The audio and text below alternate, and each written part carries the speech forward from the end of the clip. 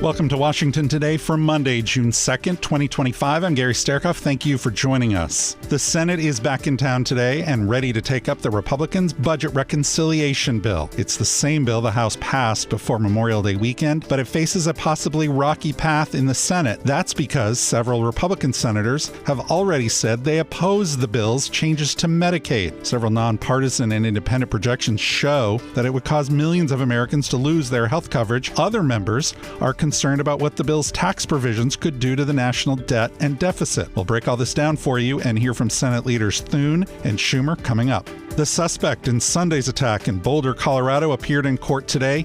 He's been charged with 16 counts of attempted murder. According to an affidavit, Mohammed Soliman told investigators he, quote, wanted to kill all Zionist people and said, quote, he would do it again. He also said he knew about the Jewish group's Sunday meetings and that he had planned the attack for a year. We'll hear from Colorado Governor Polis, Senators Michael Bennet and John Hickenlooper, and the White House reaction coming up. Russian and Ukrainian delegates met in Istanbul today for a second set of direct peace talks. Their meeting comes after Ukraine's drone attack on Russian bombers over the weekend. Media reports say the talks between the two sides lasted barely over an hour, and that outside of an agreement to work on a new prisoner exchange, little progress was made. Ukrainian President Volodymyr Zelensky talked about the attacks at a conference in Lithuania today. We'll hear what he had to say. We begin in the Senate. They gavelled in at 3 p.m. this afternoon. Senator Thune talked about the Republicans' budget bill and outlined work for this week, but he began his leader time remarks with yesterday's attack in Colorado. A man armed with incendiary devices and shouting anti-Israel slogans attacked a peaceful event held to draw attention to the plight of Israeli hostages in Gaza. 8 individuals were injured, at least 2 so severely that they had to be airlifted to a burn unit. This attack would be horrifying in and of itself, but it is particularly disturbing given that it comes on the heels of the murder of 2 Israeli embassy staffers here in D.C. just 2 weeks ago. It goes without saying that there is no place for this kind of violence in our society, and we must forcefully condemn anti-Semitism and do everything we can to stand with and protect our Jewish neighbors. My prayers are with all those injured, with their families, and with the Jewish community in Boulder and across the country. Mr. President, we're kicking off the June work period today. It's going to be a busy month. We have a lot to get done. First, we'll continue to focus on confirming the President's nominees. The President needs to have his team in place so that he can do the job he was elected to do, and we're going to continue to deliver. It's disappointing that Democrats have chosen to slow down this process by gumming up the works on even non-controversial nominations. But despite Democrats, we're still managing to confirm civilian nominees at a faster pace so far than in either of the previous two administrations. And we will continue to move expeditiously to build out the President's administration. On the legislative side, Mr. President, our first order of business this week will be completing work on the Genius Act. This bipartisan legislation will finally create a clear regulatory framework for stablecoins, a framework that will protect consumers and our national security while helping to keep the United States at the forefront of financial innovation. And I'm hoping that we can finish up this legislation in the very near future. Another item high on our list to begin work on in June is a rescissions package the White House intends to send Congress this week. The administration has identified a number of wasteful uses of taxpayer dollars, and we will be taking up this package and eliminating this waste. We'll make that a priority, Mr. President. We also stand ready to provide President Trump with any tools he needs to get Russia to finally come to the table in a real way. President Trump has invested considerable time in working to end the bloodshed in Ukraine, but Vladimir Putin appears more interested in prolonging the war than in pursuing peace. And finally, of course, Mr. President, this work period we will focus, I should say, on taking up legislation to permanently extend tax relief for hardworking Americans, strengthen our border, energy, and national security. The tax relief that Republicans passed in 2017, tax relief that poured more money in the pockets of working Americans, is set to expire at the end of this year. And if Congress doesn't act, Americans making less than $400,000 a year will see a $2.6 trillion tax hike in 2026. We are not going to let that happen. And our biggest focus this month will be completing this tax relief legislation with the goal of getting the final bill to the President before the 4th of July. It's going to be a very busy month, Mr. President, and I'm looking forward to the work ahead. Senate Republican leader John Thune on the floor this afternoon. Senate Democratic leader Chuck Schumer also talked about yesterday's attack in Colorado. Mr. President, today, Jewish Americans and all Americans grieve in the aftermath of another anti-Semitic attack that took place yesterday in Boulder, Colorado. This time, it was an elderly group of people peacefully calling for the release of hostages held by Hamas, brutally attacked on the Jewish holiday of Shavuot, which celebrates God giving the Torah to the Jewish people. This morning, I spoke with senior officials at the FBI and urged them to use the full extent of their power to investigate this heinous attack. These victims did nothing wrong. They aren't involved with the tragic conflict in the Middle East. It's reported that one of the victims was even a Holocaust survivor. After all they were doing was expressing a simple plea: bring the hostages home. And because of their Jewish identity, they were targeted by hate. When anti-Semitism is allowed to fester in more quarters of society, it historically leads to more terrorism and violence. What happened in Washington and in Boulder is exactly that. Assigning collective or hereditary blame to Jews for what is happening right now in the Middle East is blatantly anti-Semitic, and it is happening in too many corners of America today. Our prayers are with the victims of the attack and their families, and we thank the first responders who apprehended the suspect before things got even worse. He then turned to Senate Democrats' plan to oppose the Republican budget resolution. It's going to be a long and drawn-out fight, but the American people deserve to see precisely how cruel, how vindictive, how ugly this big bill truly is. Case in point, House Republicans tucked into their bill a nasty provision that will restrict the power of judges to hold government officials in contempt. It's very clear that what's going on here. Republicans want to codify into law Donald Trump's attack against our judicial system. They want to make our courts toothless by nullifying their contempt powers and make it easier for the Trump administration to ignore the courts. This is nothing less than a naked attack against the separation of powers. If Senate Republicans include this authoritarian provision in their bill, Democrats will fight it tooth and nail, will not stand by while Republicans try to sabotage our courts. And I fervently believe their effort will not win the day. Now, yesterday, I also spoke with Leader Jeffries about how both chambers can work together to fight back against this bill. This Wednesday, Senator Klobuchar and I have also invited House Democratic ranking members to meet with our caucus and share firsthand insight from their fight in the House, including key Republican fault lines. In all likelihood, this bill will continue to undergo changes and get sent back to the House. For that reason, Democratic unity will be our strongest weapon as we defend the American people from harms contained in the bill. Our fight in the coming weeks, of course, is not just procedural. It's going to happen on every front, in committees, in public hearings, in the birdbath, online, in public, and here on this floor. The Republican plan is very simple. Sell out working and middle-class Americans to line the pockets of the ultra wealthy and well-connected. And let's talk about the deficit. For years, Republicans screamed about fiscal responsibility. But now, Republicans are backing a bill that could add over $50 trillion to the national debt over 30 years. Part of Senate Democratic leader Chuck Schumer's Leader Time remarks. Now, where will the Senate begin this process? Here's Notice Senate reporter Ursula Perano on this morning's Washington Journal. So this is such a wonky issue, but it matters so much to reconciliation. The Byrd Rule. The Byrd Rule requires that anything that is going to be in this bill be strictly tied to the federal budget, have a significant budgetary impact. The Senate parliamentarian is going to be in charge of deeming whether provisions in this bill are closely tied enough to the budget to get through. She is not a legal authority. Her name is Elizabeth McDonough. The parliamentarian is not a legal authority. She can be overruled, but generally leadership defers to her, and Thune has said he does not want to overrule her regarding the Byrd Rule.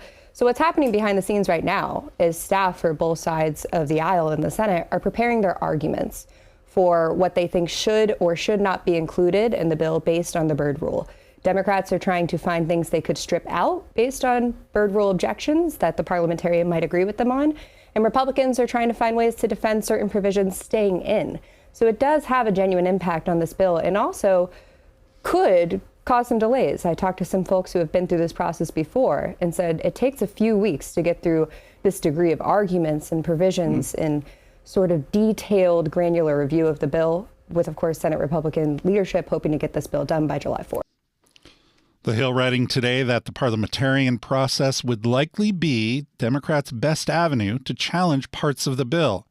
But Senate Republicans argue Budget Committee Chair Lindsey Graham should get to score whether extending current tax cuts would add to the deficit. The Hill going on to write, why is the bill's score so important? Extending President Trump's 2017 tax cuts is expensive.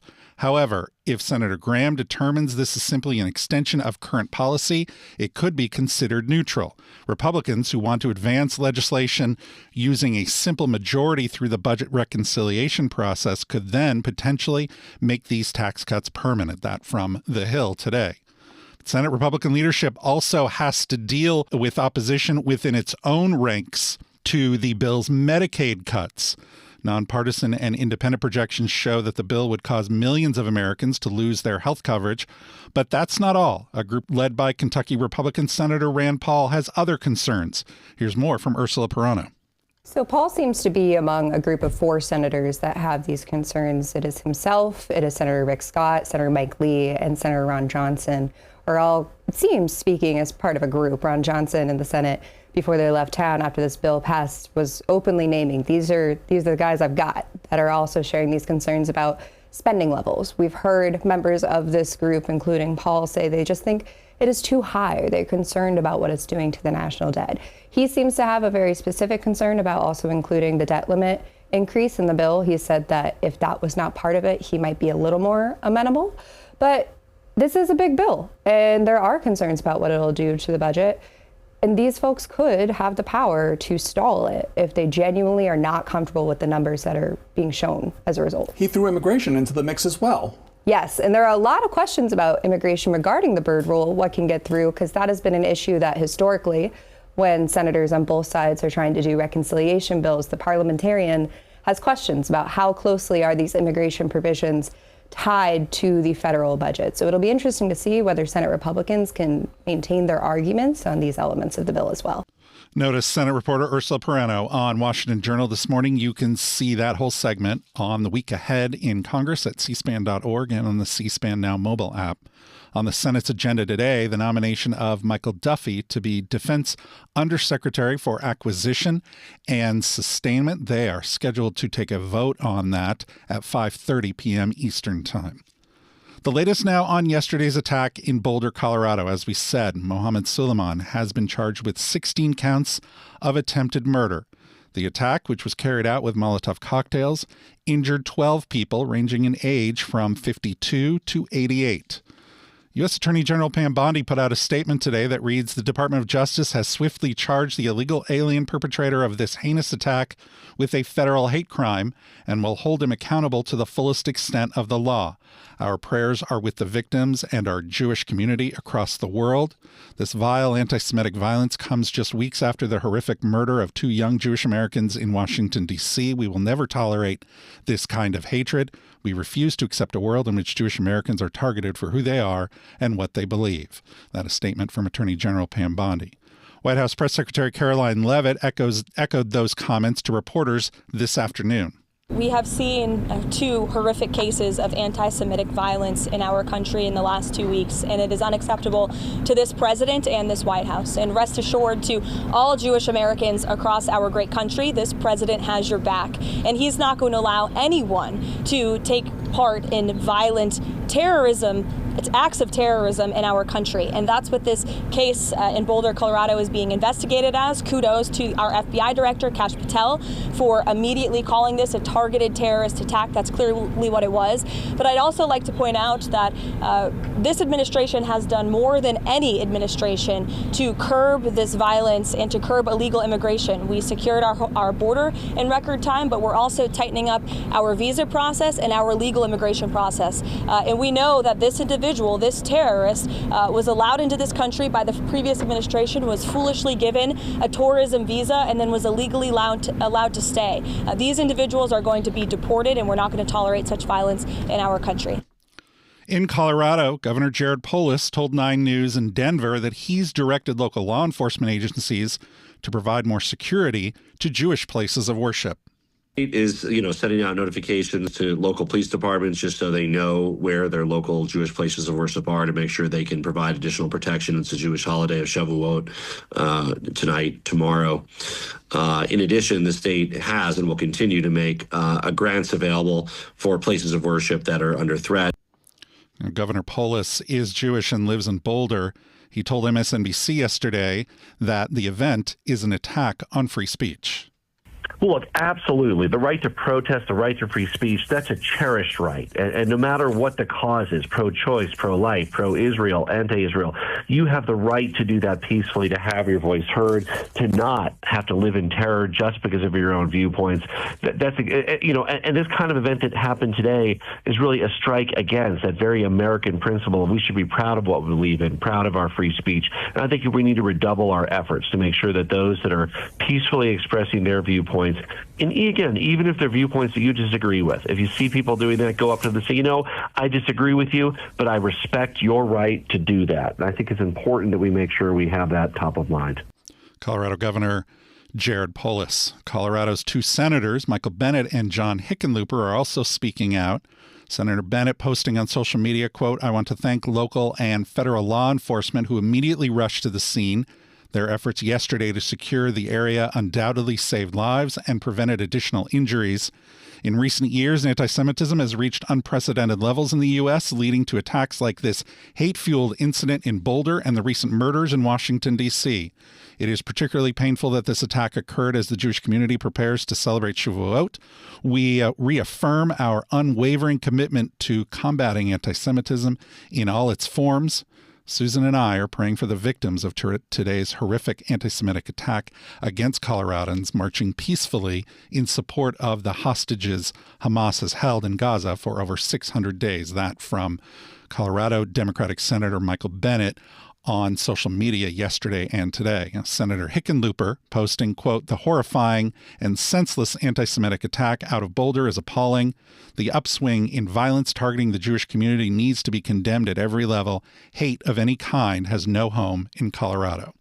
2 other senators talked about yesterday's attack, Republican Dave McCormick and Democrat John Fetterman of Pennsylvania. The thing that was most surprising was what we started to see on our nation's campuses, where you started to see these huge rallies and this anti-Semitism hatred really spewed at places like University of Pennsylvania and others. I actually went to University of Pennsylvania, saw these demonstrations, and this wasn't free speech. This was intimidation, in some cases physical violence. A person that was on my campaign was attacked because he had a McCormick hat and he had an Israel flag. And we see this deeply seated in our society, and it's something that we have to stand up against with complete moral clarity. It's something that we have to push back on, something we have to require and mandate that our institutions extricate themselves of anti-Semitism, and it's something that you can't have it both ways. You have to stand up with complete strength. And even during the campaign, when I was obviously running as a Republican and Senator Fetterman was supporting Senator Casey, he consistently spoke out with moral clarity. And I think the most important thing we can have is our public officials pushing, our leaders across our institutions pushing and demanding that we get rid of anti-Semitism.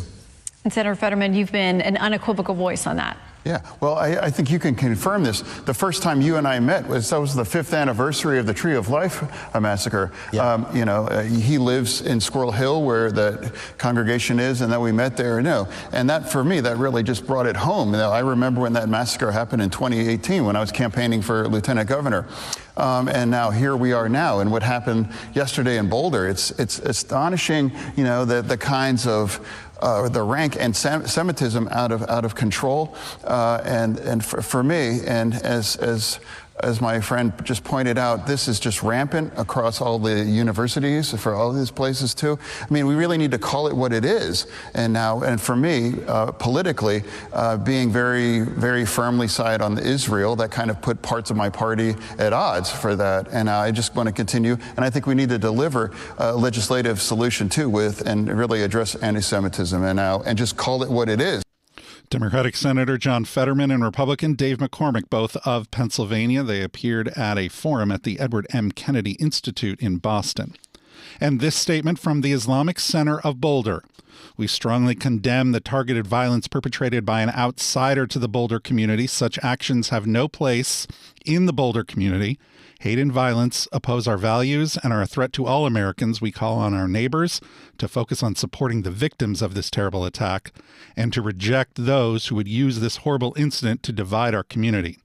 We call on all Coloradans to reaffirm our unwavering support for the First Amendment rights and protections of all people. Every individual in every community has the constitutional right to peaceful assembly and free expression. These fundamental freedoms must be respected and safeguarded for everyone, regardless of their views or background. That is a statement from the Islamic Center of Boulder. You're listening to Washington Today.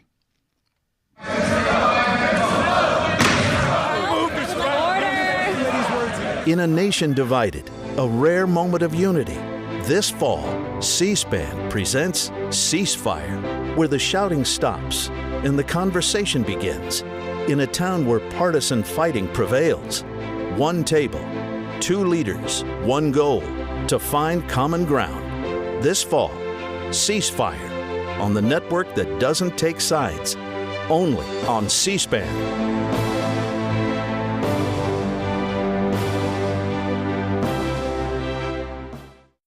If you ever miss any of C-SPAN's coverage, you can find it anytime online at cspan.org. Videos of key hearings, debates, and other events feature markers that guide you to interesting and newsworthy highlights. These points of interest markers appear on the right-hand side of your screen when you hit play on select videos. This timeline tool makes it easy to quickly get an idea of what was debated and decided in Washington.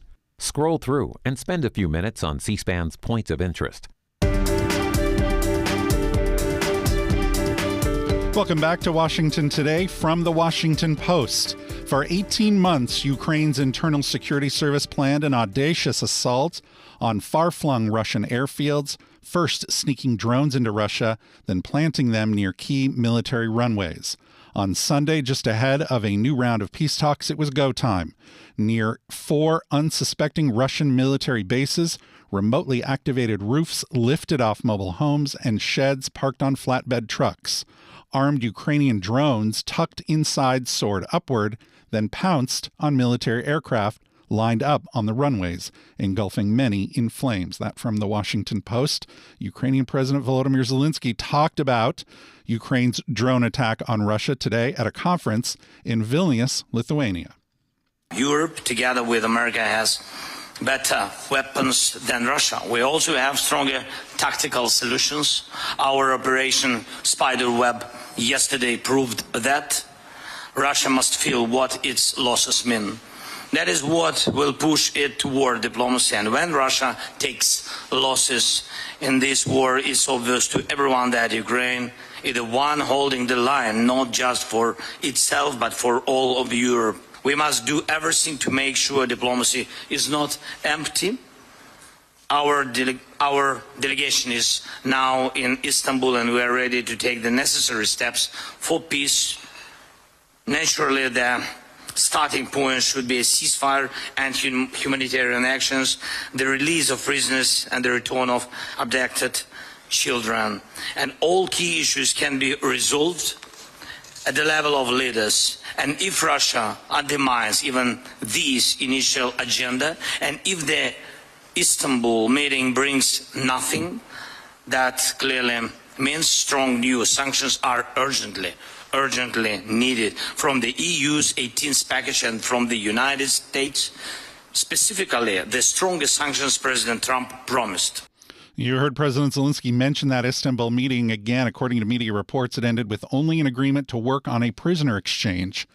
NATO Secretary General Mark Rutte was also at today's conference, and Reuters reporting that at the meeting, Nordic, Baltic, and Central European leaders reiterated their support for Ukrainian membership in NATO. They said in a joint statement, quote, "We stand firm on Allied decision and commitment regarding Ukraine's irreversible path to full Euro-Atlantic integration, including NATO membership. Ukraine has the right to choose its own security arrangements and to decide its own future, free from outside interference." Also from Reuters, China is protesting remarks made by Defense Secretary Pete Hegseth in Singapore on Friday, calling them vilifying and deplorable. Here's part of what Secretary Hegseth had to say. So before we get to those hard truths, and to make sure to our friends in the press our words are not misconstrued as they so often are, let me begin by saying we do not seek conflict with Communist China. We will not instigate nor seek to subjugate or humiliate. President Trump and the American people have an immense respect for the Chinese people and their civilization. But we will not be pushed out of this critical region. And we will not let our allies and partners be subordinated and intimidated. China seeks to become a hegemonic power in Asia, no doubt. It hopes to dominate and control too many parts of this vibrant and vital region. Through its massive military buildup and growing willingness to use military force to achieve its goals, including gray zone tactics and hybrid warfare, China has demonstrated that it wants to fundamentally alter the region's status quo. We cannot look away, and we cannot ignore it. China's behavior toward its neighbors and the world is a wake-up call, and an urgent one. Reuters reporting that China saying about Secretary Hegseth's speech that it deliberately ignored the call for peace and development by countries in the region and instead touted the Cold War mentality for bloc confrontation, vilified China with defamatory allegations, and falsely called China a threat. Reuters quoting China's statement, adding, quote, "The United States has deployed offensive weaponry in the South China Sea and kept stoking flames and creating tensions in the Asia-Pacific, which are turning the region into a powder keg." You can see Secretary Hegseth's remarks from Friday at cspan.org and on the C-SPAN Now mobile app. From ABC7NY.com, a construction project on one of Newark Liberty Airport's 3 main runways has wrapped up nearly 2 weeks early. That means Federal Aviation Administration officials should be able to begin to ease flight limits there, although air traffic control issues remain. Here's Transportation Secretary Sean Duffy on the runway opening. All of the airlines came together with the FAA's leadership, and United being the biggest provider, biggest airline here at Newark. They worked together to reduce the capacity at the airport. Again, we're flying 28 flights an hour in regard to departures. And I think the beauty of that is that when you book your flight, you're going to fly. Again, you don't want to book and wait 2 hours and be canceled. If you book, you want your plane to take off. And so we are at an agreement now where, again, if you come to this airport, by the way, Chris or Scott said we got some even better pricing right now at Newark. So if you want to book at Newark, you might get a little better deal if you're coming out of this airport. But if you book, you fly, and that's critical. That's important.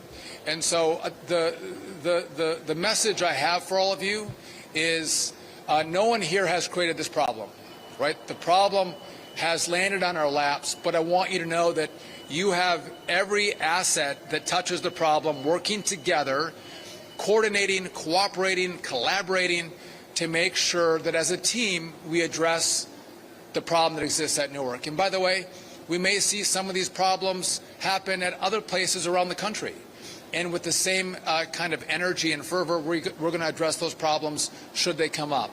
And so, again, I'm proud of this team. I want to again say thank you to the Port Authority, who again leaned into the problem and brought us to a moment where we're 13 days early. Again, critically important, getting the runway up and active. Now, that runway at Newark had been completely shut down since April 15th for a $121 million routine rehabilitation project. It was scheduled to reopen June 15th. Here's more from Secretary Duffy.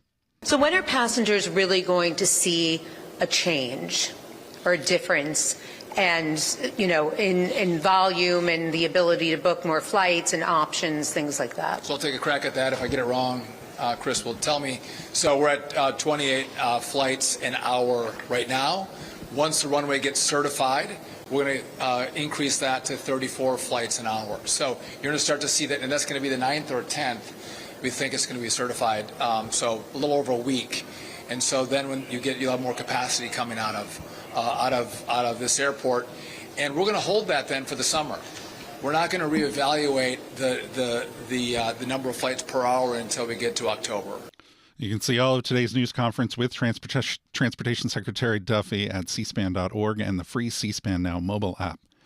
And today is a very special day here at C-SPAN. We're celebrating the 39th anniversary of our live coverage of the U.S. Senate on C-SPAN 2. It started on June 2nd, 1986. And here's some of what members had to say about TV coverage of the Senate on June 2nd, 1986. We are going public. We'll be watched by our friends and by people across the country. And I would hope, as I've said before, that the Senate may change, not as an institution, but may become a more efficient body because of televised proceedings.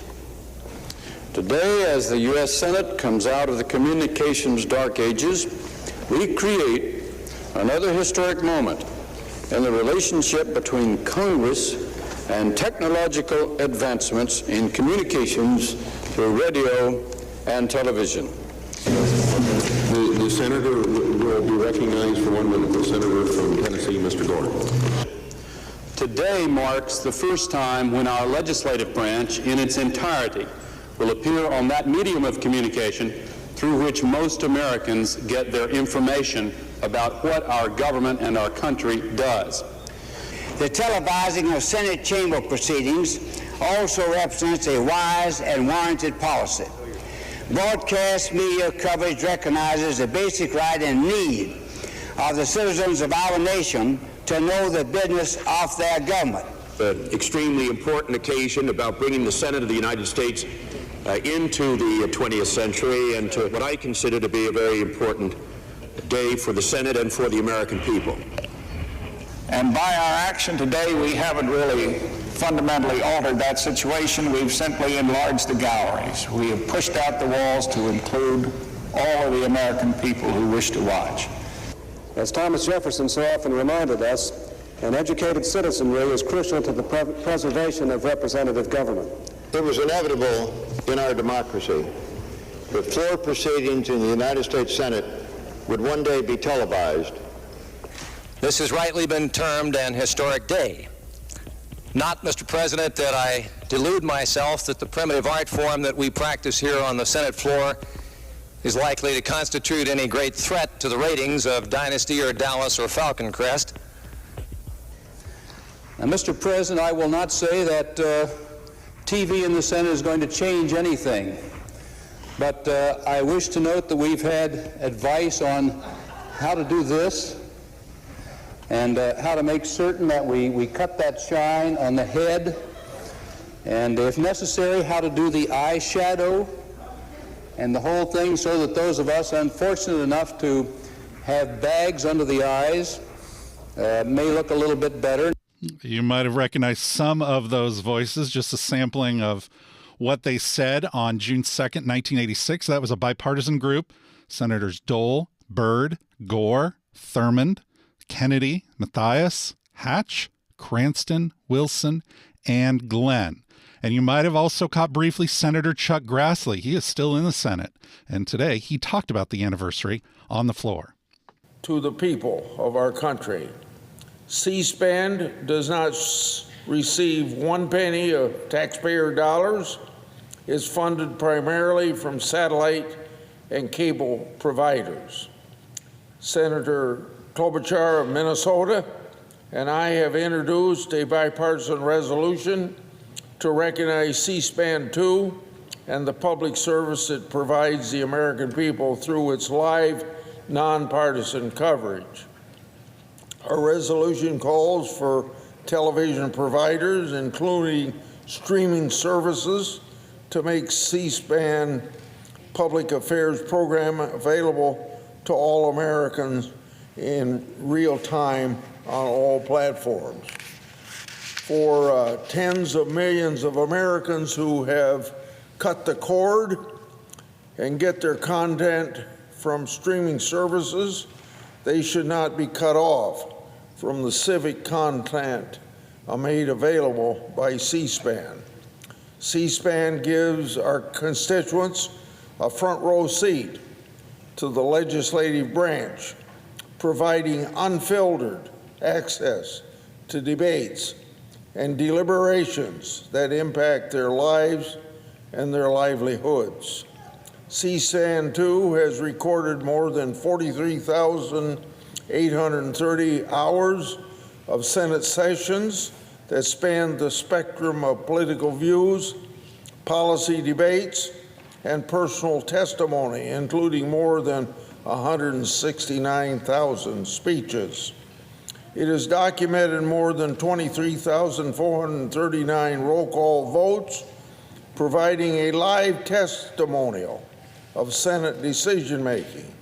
Its coverage helps hold elected officials accountable to our constituents who are able to see every roll call vote as it actually happens. And it just so happens on C-SPAN's 2 inaugural day on June 2nd, 1986, I took my turn as presiding officer during the Senate session.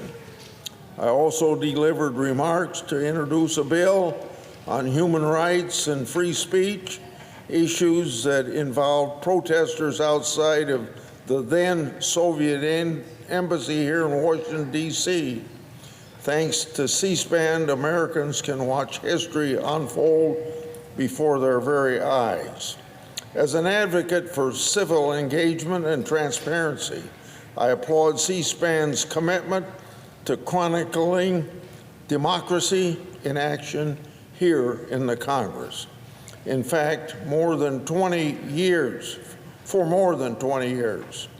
I've pushed to allow cameras into the federal courthouses, including the Supreme Court, to foster a better understanding of the federal judiciary and its role in our system of checks and balances and in resolving legal disputes. Keeping C-SPAN cameras rolling here in Congress keeps lawmakers accountable to our constituents by providing a valuable conduit for civic engagement and civic education. As James Madison wrote in 1822, after he had been president 10 years before, no, I better say 6 years before, some 35 years after he helped write the Constitution, he had this to say, quote, "A popular government without popular information or the means of acquiring it is but a prologue to a farce or tragedy, or perhaps both. Knowledge will forever govern ignorance, and people who mean to be their own governors must arm themselves with the power which knowledge gives." End of Madison's quote. C-SPAN helps arm Americans with knowledge in real time and a fresh and refreshing nonpartisan lens. In this era of civil discord and polarization, C-SPAN serves the public interest, not a partisan agenda. I encourage my colleagues to support our bipartisan resolution that Senator Klobuchar and I have introduced. And I'll finish with another. James Madison, as he noted, an engaged and educated citizenry is necessary to advance the public good and secure the longevity of our republic.